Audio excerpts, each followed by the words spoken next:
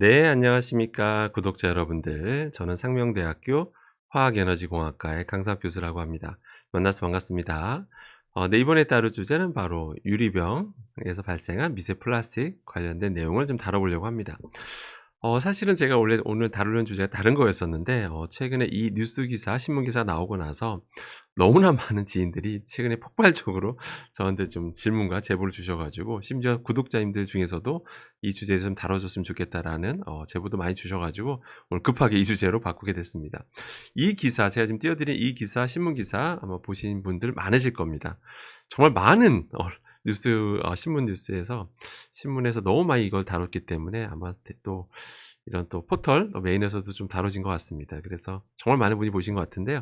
또 그리고 많이 놀라신 것 같습니다. 왜냐하면 유리병에서 미세 플라스틱 더 많이 나온다라고 하니까 기존 상식에 좀 반하는 그런 내용이잖아요. 그래서 많은 분이 충격에 십사인 것 같고, 그리고 또 기사도 저쭉 봤는데, 저도 봤는데 처음에 딱 나온 기사가 있는 것 같고, 이제 그걸 보고 그 기사를 보고 다른 기사에서 좀 참고해서 쓰는 것으로 추정되는 것들이 좀 많더라고요. 그러니까 그 왜 그렇게 말씀드리냐면, 원래 이 기사는 어떤 특정 논문을 기반으로 쓰여졌습니다. 근데 그러니까 그 언론사별로 기자별로 이 논문을 보고 분석해 쓴 게 아니라 한 기사에서 나온 거를 그 기사를 가지고 쓴 것처럼 보이더라고요. 그래서 이 논문을 정말 체계적으로 분석해서 쓴 기사는 좀 찾아볼 수가 없어서 제가 오늘 그래서 이거를 정확한 진실이 뭔지 설명드리도록 하겠습니다. 아무튼 이 논문을 기반했기 때문에 관심 있으신 분들은 이 논문을 직접 한번 읽어보시기 바라고요.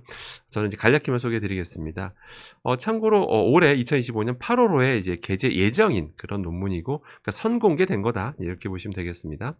그만큼 최근 연구 결과인데요.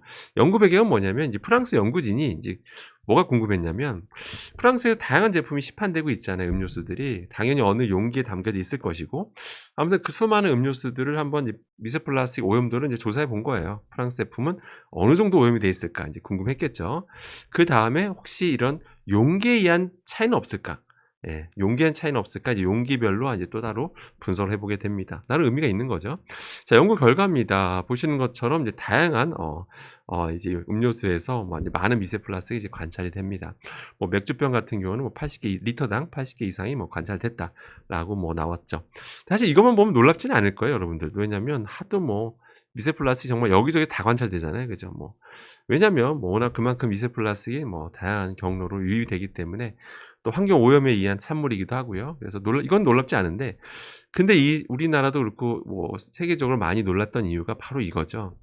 이 연구진이 이제 오염도를 용기별로 분석해 봤더니 가장 많이 나온 미세 플라스틱 가장 많이 나온 용기가 플라스틱이 아니라 유리병이었다는 거죠. 이분들이 연구해 봤더니 유리병에서 제일 많이 나왔다.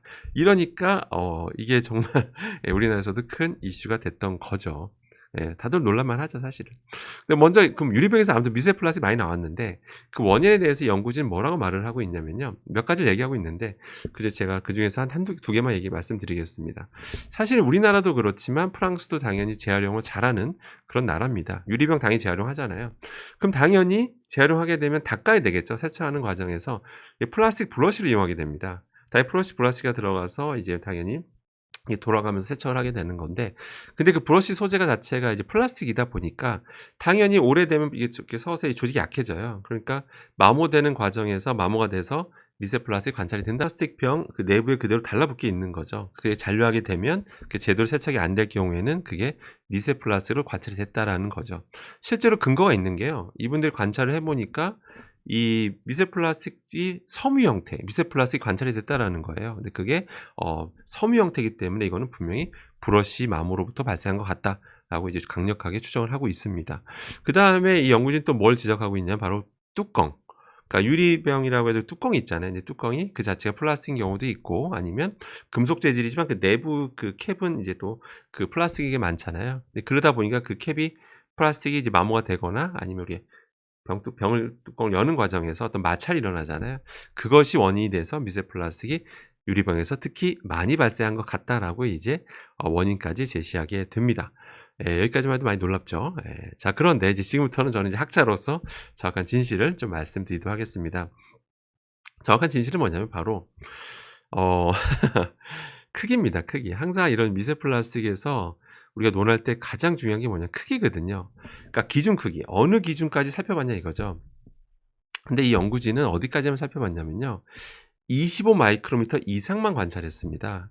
그 이하는 25 마이크로보다 작은 크기는 관찰조차 하지 않았습니다. 여러분 이해되시죠? 그러니까 아주 작은 사이즈는 보지도 않고 25 마이크로미터 이상만 이제 비교해 본 거예요. 봤을 때 물론 이게 의미 없다는 뜻은 아닙니다. 그런데 근데 아주 정확한 비교라고 볼 수는 없다라는 뜻이에요. 그러니까 25 이상만 놓고 봤더니 그러니까 유리병이 좀 많이 나오더라. 그렇게 보셔야 됩니다. 왜냐하면 실제로 발생한 사이즈들이 25 마이크로 이하가 굉장히 많이 발생하거든요. 그 앞선 연구 결과든 해외 연구 결과든 뭐 국내 연구 결과든 뭐 정말 어마어마하게 나온다는 거 한 번쯤 다 들어보셨죠? 실제 뭐 몇천 개, 몇만 개 나온다 이런 기사도 보셨을 텐데요. 사이즈 작은 것까지 관찰하면 정말 어마어마하게 관찰이 됩니다. 그런데 이렇게 큰 사이즈로 놓고 하면 정확한 비교라고 볼 수는 없다라는 거 여러분들이 꼭 참고하시길 바라겠습니다.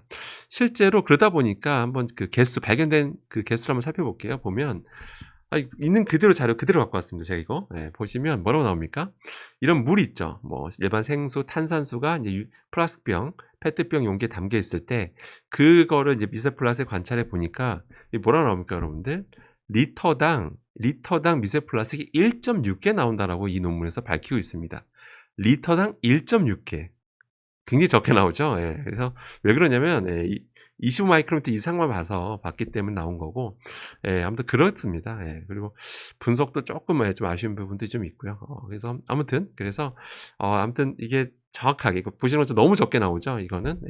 아무튼 작은 사이즈까지 요즘 가장 이슈가 되는 1 마이크로미터 이하 나노 플라스틱까지 관찰한 결과가 아니기 때문에 이것만 가지고 무슨 플라스틱 병보다 유리병이 더 위험하다. 이제 유리병 음료수는 절대 먹으면 안 된다. 이렇게 생각하시면 안 된다라는 겁니다. 그렇게 이해하시기 바라고요. 그러면 우리가 이 논문이 그럼 의미가 없는 것이냐? 그런 건 아니고요. 이 논문도 굉장히 큰 기여를 했다라고 봅니다. 뭐냐면 그동안 우리가 유리병은 사실 관심이 없었거든요. 당연히 관심이 없었죠. 유리병이니까 유리니까 소재가 유리니까 미세 플라스틱은 없을 것이다. 그냥 그 들어있던 넣는 식품만 오염되어 있지 않다면 미세 플라스틱은 거의 무시할 만한 수준일 것이다라고 생각했었는데 그렇지가 않다라는 것을 이제 이분들이 최초로 밝힌 거죠. 저도 그래서 그건 의미가 있어요. 뭐냐면 그래서 우리도 유리병 재활용 많이 하거든요. 당연히 우리가 환경을 살리기 위해서 분리수거에 많이 동참하잖아요. 그렇기 때문에 이런 유리병들 재활용할 때 세척을 할 때 더 이제 신경 써야 된다는 거죠. 그냥 자동화 설비만 믿지 말고 이 플라스틱 브러쉬를 이용하다 보니까 플라스틱 브러쉬가 오래될 경우에는 거기서 발생한 미세 플라스틱이 혹시라도 내부에 잔류할 수 있기 때문에 마지막에 다시 고압 세척으로 충분히 제거하는 그런 것들이 좀 지침이 마련돼야 될 것 같습니다. 그래서 우리에게도 주는 어떤 시사한 바가 크다라고 보시면 될 것 같습니다. 자, 그래서 결론입니다. 결론. 기사만 보면 유리병이 랑 플라스틱 병을 비교했을 때 유리병이 더 위험한 것처럼 나왔는데 사실이 아니고요. 제가 단정지어서 말씀드리겠습니다. 플라스틱 병에서 미세 플라스틱이 훨씬 더 많이 나옵니다. 제가 단정지어서 말씀드립니다. 훨씬 더 많이 나오고요. 그거는 사실입니다, 사실. 그래서 아무튼 일단 플라스틱 병에 있는 생수는 가급적이면 텀블러 있잖아요. 스테인리스 텀블러 많이 활용하시는 게 여러분 건강도 그렇고 환경을 살리는 지름길이라는 거 꼭 참고하시기 바라고요. 저 역시 좀 사용을 많이 줄이려고. 저도 당연히 씁니다만 근데 최대한 텀블러에 물 담아서 좀 외출하려고 노력하고 있고요. 그래서 여러분 우리 다 같이 좀 이런 사용을 줄이는 게 더 바람직하겠다라고 보시면 되겠습니다. 그리고 이제 이런 또 이번 신문 기사를 통해서 아셨던 거는 이게 기자분들이 저런 논문을 보고 이제 기사 쓸 때는 좀 전문가분들 좀 자문을 구한 다음에 기사를 쓰면 어떨까라는 좀 그런 생각도 들었고 좀 아쉬움이 있었습니다. 자, 아무튼 여러분들 이렇게 항상 후원해 주시고 성원해 주셔서 감사드리고요. 저는 또 다음에 좋은 주제로 찾아뵙도록 하겠습니다. 이상입니다.